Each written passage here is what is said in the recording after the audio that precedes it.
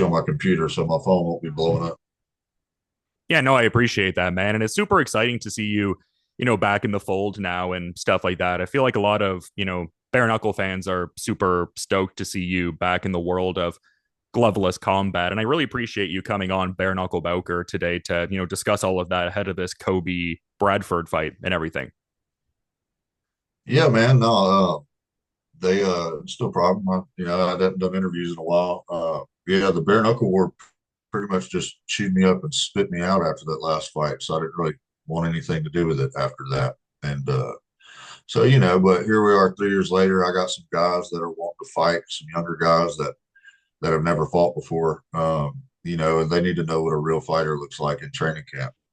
So more so than anything, I'm doing it for an example for them. I'm only 35. Uh, you know, that's young in bare knuckle, really. But right, that last little part of my career, I was fighting so much and I was staying so injured. I don't know. It wasn't. I needed time off, and I kept getting hurt. I fought 3 times in 2022, and I got. You don't just fight bare knuckle and not get hurt. You know what I mean? Yeah. I torn my plantar fascia probably 2020. Got some bad advice from some doctors and was told that it wasn't torn and I needed to just do therapy on it. And man, that was just a huge, huge mess. The last 3 years I was fighting on one leg. Um, so like if you go back and watch the Sawyer DP fight, I fought him southpaw, and that was because I couldn't use my right foot in the back. I had to swap and start using my left foot so I could move back and forth. And I can do that with southpaws. I fight southpaws. After that camp, I learned it's easier just to go southpaw and fight them when you fight southpaws. There was just a lot of stuff. I think I was going through some CTE issues, and it's funny you don't realize that those issues are coming up until you take time off and chill. Because every fight I had a concussion.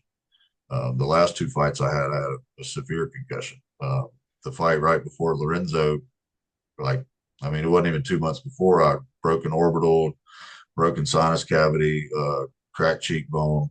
Um, but at the time I had a lot of momentum going and just being in the spotlight and all that, where it was going. And, the BKFC guys were pushing me and pushing me, and it's not like I was objecting to it. It was just kind of one of those strike while the iron was hot type of deals. And in hindsight, I probably should have just taken a break and gotten healed up, and I'd probably be destroying people through there. But it wasn't what God had in plans. He literally brought me to a point where I just couldn't do it anymore. That's how hurt I was. I was waking up every morning. I couldn't walk. I was having to do therapy in the mornings. It was just one thing after another. And then that last fight was kind of controversial. And then there were a lot of unscrupulous things that happened afterwards that had nothing to do with fighting. 100% had to do with my medical bills and all that type of stuff that was just completely unnecessary. And there was just every time I turned around, there was a sign telling me that this is not what you need to do. This is not where you need to be spending your time. You're not appreciated here. That type of deal. But I'm much better now. To say that, at the time, that was probably, looking back, that's probably one of the worst mental places I've ever been in my life. And and it, once I got through it, got over it, it was like, okay, this is what needed to happen. I'm healthy now. Like I've started training for this training camp, and it's not like I haven't been training. I own a gym. I coach fighters. You know what I mean? I'm training them all the time. I'm staying active. It's not like I'm not working on my skills. I just haven't been, in training camp mode. But like since the fight, I had a bad neck injury. Well, that was part of the training. All this stuff was just from training. I had to get my neck fixed and worked out. I was kind of to the point where it got to the point where my arms were like, I don't know, for lack of better terms, they were losing power. I had something pinched in my neck to where I would be working or doing something and my arm would just give out. Like I would drop whatever I was holding. Um, it was just a lot of stuff like that. And, but I ended up getting my foot fixed. I got some stem cell injections. Dr. Traxler hooked me up, took care of me on that. I got stem cell injection in my foot, and then I had a torn meniscus in my left knee. So I got stem cells in that. And man, that's been a godsend. I spent 4 years dealing with that foot, and you know, that probably put me into almost a suicidal depression state. That's how inoperable I was because of how bad my foot was hurting. And then we start training camp up here, and I tell you, like, yeah, we're gonna fight. We start sparring, and everybody's like, man, you're moving good. Like, you're quick, you're this. I'm like, yeah, I can walk. Like, I'm not in just constant pain all the time. So it feels really good. I was nervous about getting back into it, not necessarily for my skills or anything like that. It's just I didn't know if I wanted to go back into that world.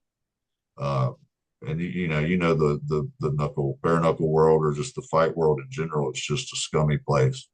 There's a very very few good people in fighting, and most of them are the fighters who are getting taken advantage of. It was just I had a bad taste in my mouth from things that went down with the commission and just all kinds of stuff, man. Uh, I just wasn't going to deal with it. Like I'm not one of those guys who has no other way to make money. I got a great job. I've worked my whole life. I had a 4.0 in school. Like I'm capable of much more than just boxing, and it's just something that I was good at and had a passion for. But when it got to the point where the juice doesn't worth the squeeze, I have other options, and that's what I chose to do. But I'm definitely excited to get back into it. I haven't heard too much chirp from the bare knuckle world. I don't really care what they think, if I'm being honest with you. After that last fight, all anyone did was shit on me. Even though the truth was put out there by the commission, the truth was put out there by David Feldman himself, but everybody else was just throw it under the rug, shit on it, and be done with it. And I ain't got time for that. I got a great life, and I don't have to deal with that. I was killing myself for those people's entertainment. It's not like I was getting paid enough money that I could retire. You know what I mean? And that's where people don't understand is that these fighters are working jobs. This is a job, and we're not getting paid much more than regular people. But we're putting our lives on the line so you can be entertained. And at the same time, you don't want to appreciate that. Well, then I can go somewhere else. Because when I put a new roof on somebody's house and I take care of them and I get things set up and their house isn't leaking and I'm doing that, they appreciate it. And when I'm at this gym and I'm raising these kids and I'm helping these adults and I'm teaching them to be a better person and show them perseverance and dedication and all this, they appreciate that. And my time's going to be put where it's appreciated. I'm too old to not do that anymore. So, I mean, covered a lot of territory, and I really appreciate how open you are because I think it covers a lot of aspects of what people were, I guess, wondering about your bare knuckle absence and the question marks around it. Like, I guess, how much, if at all, do you want to divulge some of the aspects of what happened there with the aftermath of your Lorenzo Hunt fight there? Like, you kind of referenced some situations with the commission, and it seemed like from what I was picking up, and I could be wrong, but it seemed like some lack of transparency in a way from the promotion. Like, how much, if at all, do you want to divulge about what transpired there and everything like that? I can tell you what I was told. I was given insurance information for the fight I had with Sawyer DP and also for the Lorenzo Hunt fight.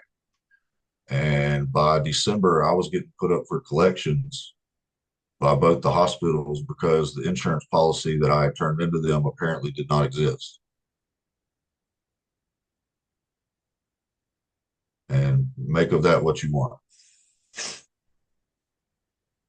Yeah, I mean, that's kind of stunning to hear. I'm kind of at a loss for words. And some of the people that comment on my YouTube videos tell me how much I talk and am such a blabbermouth. So kind of interesting that I'm at a loss for words. I mean, that's, untenable. I mean, that speaks volumes for sure if that was the Yeah, situation. yeah. And who's responsible for ensuring that those policies are real? the boxing commission. So what do you think they did when I brought it to their attention? Because now they're at fault. Ah, no more Quentin. See ya. And again, it's one of those things where I feel like I'd be remiss if I didn't ask you those kind of follow up questions. But I think the main takeaway that I got from your initial answer, like the opening question that I kind of put out there, it seems like you've really gotten in a much better place in terms of like, I guess even just realizing your worth, like in the context of like serving the community that wants to serve you back and just really getting your health and everything in order, both mental and physical health. So I mean, just what an incredible journey. It's just cool to see you here in this instance. And it's like a leading by example for the people you train kind of thing. I guess within that kind of context, is this like a one and done kind of effort in your mind with AKA 50's card on November 1st here? Do you have a longer term idea of a bare knuckle journey here, or is it like a case by case basis sort of thing? Yeah, I'm just living. We'll see what happens. I found Christ a few years. I don't know. I've always been religious, to a certain extent, but I think probably right after the fight I had with Chris Sorrow, I kind of had a real like come to Christ moment, put me in perspective. I haven't necessarily changed. I just wasn't me for a little bit, and it was part of just being part of that world. The more violent you are, the more crazy you are, the more arrogant you are, the more of a dickhead you are, the more snappy, shitty things you say to people, the more attention you get.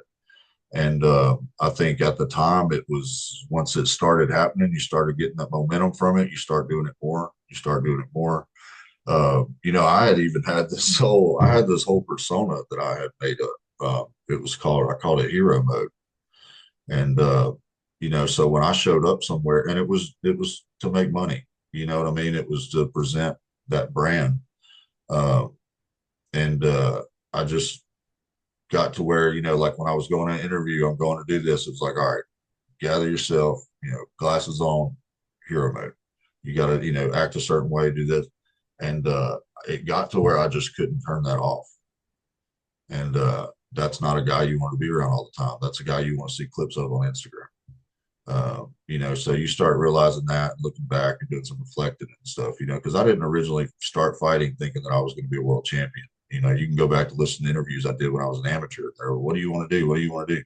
I'm building a platform so that I can reach people, and I do it through fighting. And that's what I would do. Wherever it takes me is where it takes me, and I'll see what I can do with it.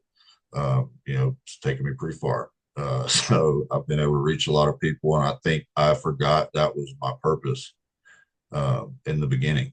And then, after the Sorrow fight, I kind of started getting things together, started working on myself. I was done with that persona, um, because like the whole point of being the hero was I was supposed to be somebody that kids wanted to be, and I was doing things that I wouldn't want my kids to do. So that was kind of a big reality check. So I came back, regathered myself, realized you know what the world wants isn't what God wants, and it's not necessarily going to give you peace. It's never going to give you joy. There's nothing on the planet that's going to give you real joy.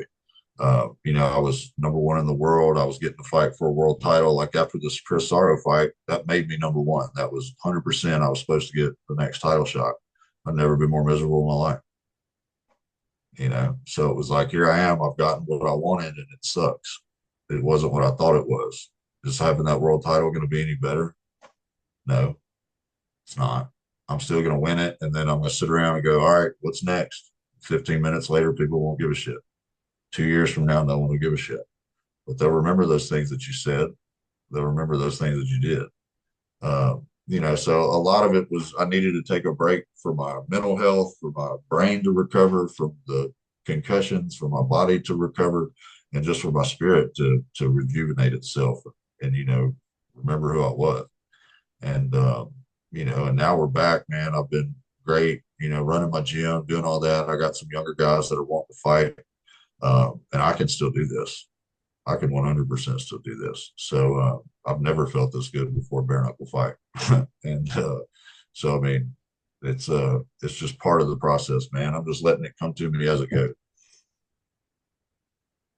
And I'd be interesting to get more into this almost. And I'm trying to find like a specific question within it too. But you touch on a very interesting kind of dynamic there with like this character you're projecting for branding purposes. And then you kind of end up becoming that in a way, because I guess in the parlance of professional wrestling, it's the idea of like working yourself into a shoot. Like it's like you're projecting this persona for a certain period of Right. time, but then you kind of become that sort of thing. Like, was that just something you noticed on your own accord in your own personal life? Was it something that manifested with, people in your inner circle? Like, how did you come to, I guess, realize you were becoming this persona you'd created? Oh, there's a bunch of things. Mainly, I mean, my wife for sure was the one to let me know. She was the one that was like the straw that broke the camel's back. Thank God for her. But yeah, it's just hard to realize what's going on when there's so much working at you. You know what I mean? How do you get to turn it off when your phone's going off 10 times every minute?